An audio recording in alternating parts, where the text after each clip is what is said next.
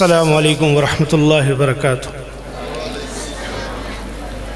بسم اللہ الرحمن الرحیم، الحمد للہ رب العالمین، والصلاة والسلام علی اشرف الانبیاء والمرسلین وعلی آلہ واصحابہ واطباعہ اجمعین۔ یا رب صلی وسلم دائما ابدا علی حبیبک خیر الخلق کلہم۔ اما بعد، حضرات برادران اسلام، عزیزان محترم، انتہائی قابل عزت، واجب الاحترام علماء کرام،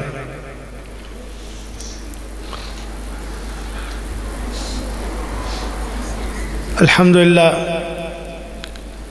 آج پھر آپ کے مدرسے کی نسبت کے ساتھ ایک انتہائی روحانی اور بابرکت محفل میں ہم سب اکٹھے ہیں، شریک ہیں۔ مدارس انتہائی اہمیت کے حامل ہیں، اور ان مدارس کے اندر طلباء کرام کے اوپر ہونے والی محنتیں، جو ان کے اساتذہ شب و روز کرتے رہتے ہیں، اور انہی محنتوں کی برکت سے حفاظ کرام، علماء حق کا، اس سوسائٹی کا، اس معاشرے کا حصہ بنتے ہیں، اور پھر وہ لوگوں کے اندر پھیل کر دینی خدمات کے ذریعے اللہ کے پیغام کو عام کرتے ہیں۔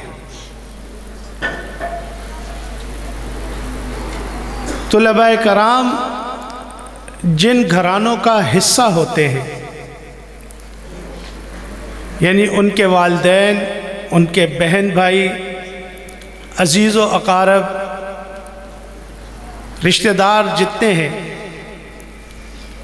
ایک طالب کے ساتھ اس کے ارد گرد کے موجود لوگوں کے لیے بھی یہ بہت زیادہ ضروری ہے کہ وہ بھی للہیت اور تقوی کا راستہ اختیار کریں۔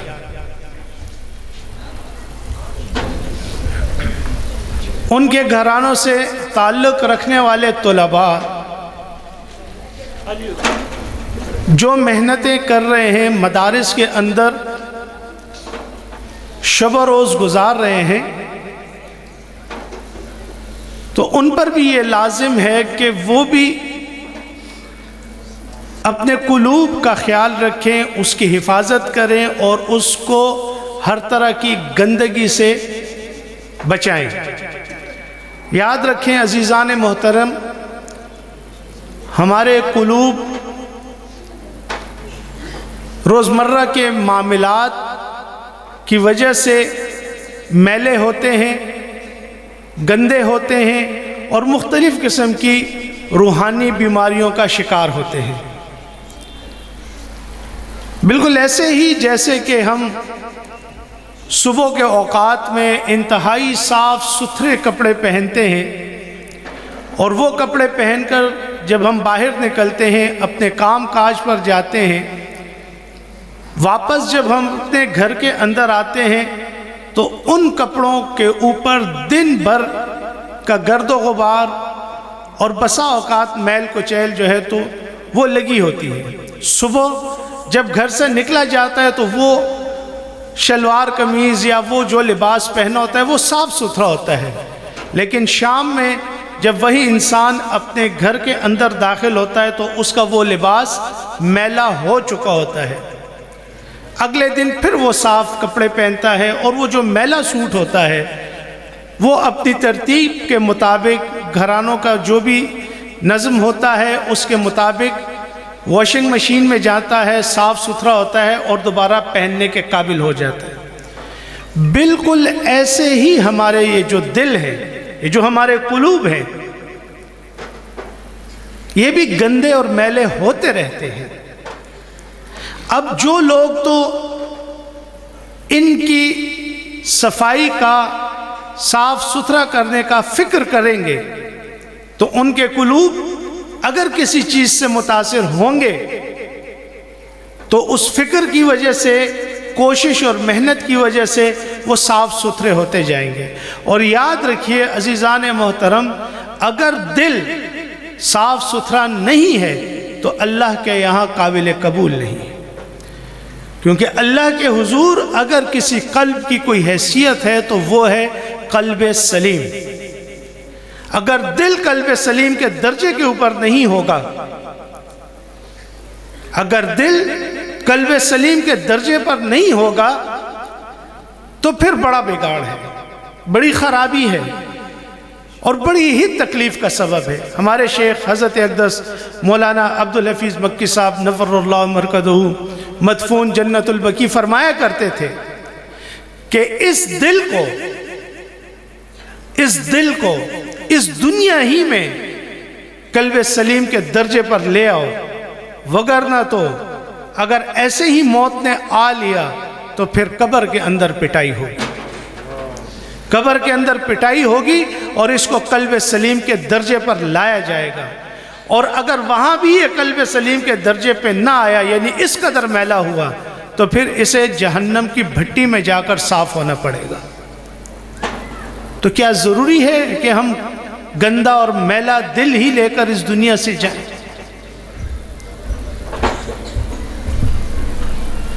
اس دل کو اس دنیا کے اندر صاف کرنا ہم سب پر لازم ہے، ہم سب پر لازم ہے، اس کی فکر کرنی چاہیے۔ اور خاص کر، ویسے تو سب کے لیے یہ بات ہے، لیکن خاص کر وہ لوگ جن کے گھرانوں کے اندر یہ خوبصورت طلباء موجود ہیں، اور یقیناً آپ میں سے بہت سارے لوگ انہی گھرانوں سے تعلق رکھتے ہیں۔ یہاں اس مجمع کے اندر ان حاضرین میں یقیناً زیادہ تر افراد وہی ہیں جن کا یہاں موجود کسی نہ کسی طالب علم کے ساتھ کوئی نہ کوئی تعلق ہے۔ جب آپ کوئی خوبصورت چیز خریدتے ہیں یا کوئی انتہائی قیمتی چیز لا کر اپنے گھر کے اندر رکھتے ہیں تو اس کی حفاظت کا بھی اہتمام کرتے ہیں۔ عام اصول تو یہی ہے۔ تو یہ طلباء یہ بھی انتہائی قیمتی ہیں، یہ بھی انتہائی خوبصورت چیزوں کے اندر داخل ہیں۔ ان کی حفاظت کے لیے بھی آپ نے اپنے قلب کے اوپر محنت کرنی ہوگی، اور قلب کے اوپر محنت کرنے کا سب سے آسان طریقہ جو ہے وہ اللہ کا ذکر ہے۔ الا بذکر اللہ تطمئن القلوب۔ دل کا اطمینان اللہ ہی کے ذکر سے ہے، دل کا سکون اللہ ہی کے ذکر سے ہے، دل کی راحت اللہ ہی کے ذکر سے ہے۔ اور اسلام کے لیے آپ کے آس پاس یقیناً خانقاہیں موجود ہیں، حضرات بزرگان دین موجود ہیں، ان کی صحبتوں میں جائیں، ان کے پاس جا کر بیٹھیں، ان کے ہاتھ کے اوپر بیعت کریں۔ جس سلسلے کے اندر آپ بیعت ہوں اس سلسلے کے اسباق ان سے حاصل کریں، اور بالکل ایسے محنت کریں جیسے یہ طالب علم ان مدارس کے اندر آ کر محنتیں کرتے ہیں۔ یاد رہے کہ جب آپ کسی بزرگ کے ہاتھ پر، کسی صاحب نسبت کے ہاتھ پر بیعت کرتے ہیں تو یہ بالکل ایسے ہوتا ہے جیسا کہ ایک طالب علم ایک مدرسے کے اندر داخلہ لیتا ہے۔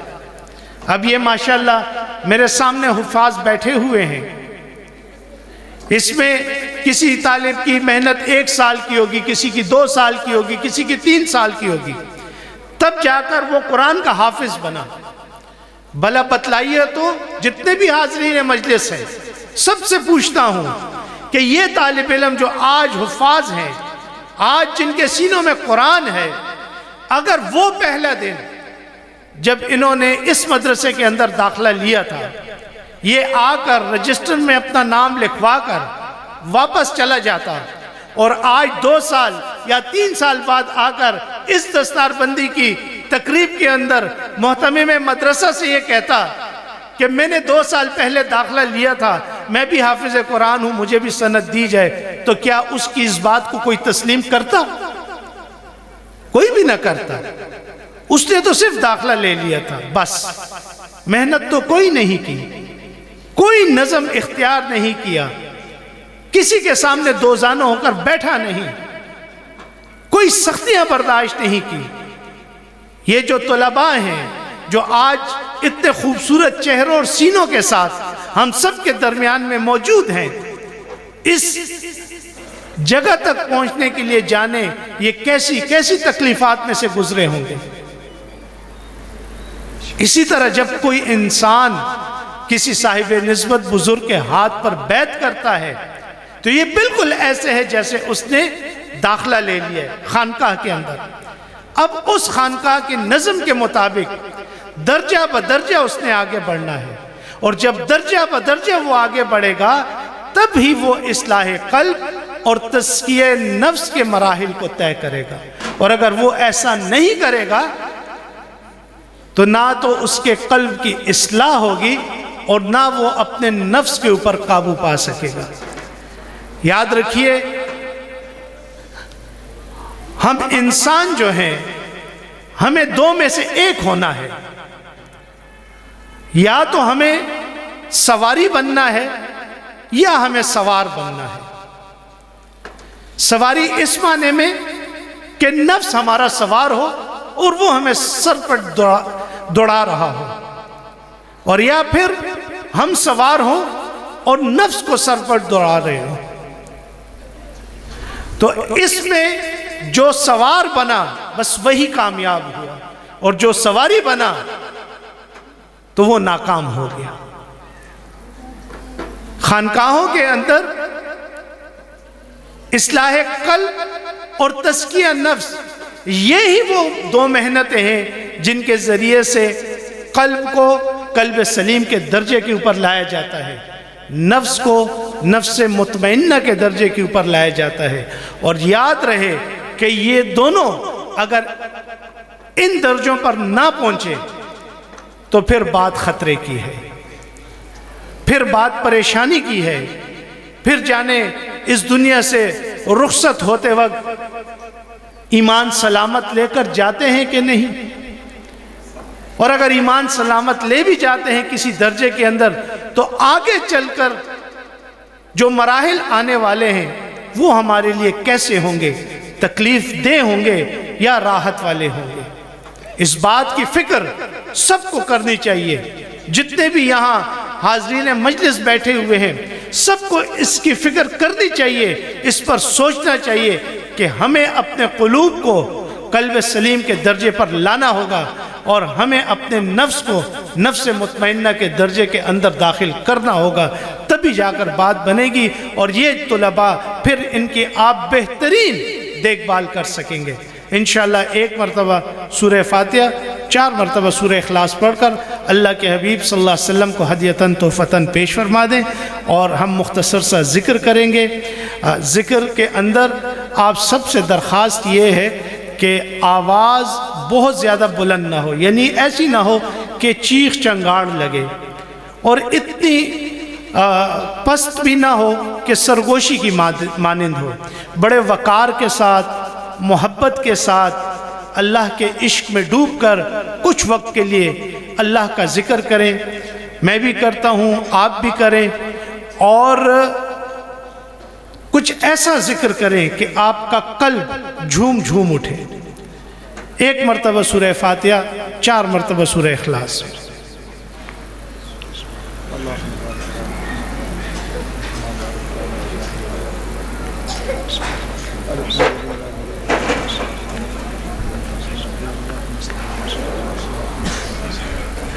یاد رہے حضران عزیزان محترم، یہ جو اجتماعی ذکر ہوتا ہے یہ نہ فرض ہے، نہ واجب ہے، نہ سنت ہے. یہ حضرات بزرگان دین کی ایک ترتیب ہے، اور یہ اس لیے اختیار کی جاتی ہے کہ ذکر کا کسی درجے لطف اور مزہ لیں، اور پھر اپنے بڑوں سے اس کو باقاعدہ سیکھ کر اپنی تنہائیوں کے اندر اس کو اختیار کریں، اور اپنی تنہائیوں کی تاریکیوں کو اللہ کے نور کے ساتھ منور کریں. تو یہ جو اجتماعی ذکر ہے یہ اس لیے کیا جا رہا ہے